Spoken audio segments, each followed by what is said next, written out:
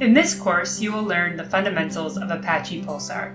You will learn how Pulsar's two-layer system works, along with effectively once guarantees, configuring bookkeeper ledgers, Pulsar functions, security, and much more.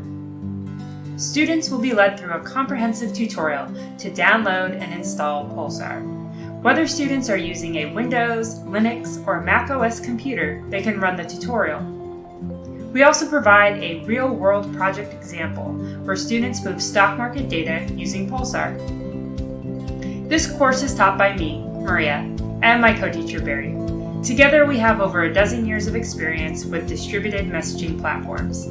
We've designed, implemented, and supported messaging platforms for use cases spanning a range of industries, from SaaS to finance to communication and many others. We built this course to be concise and comprehensive.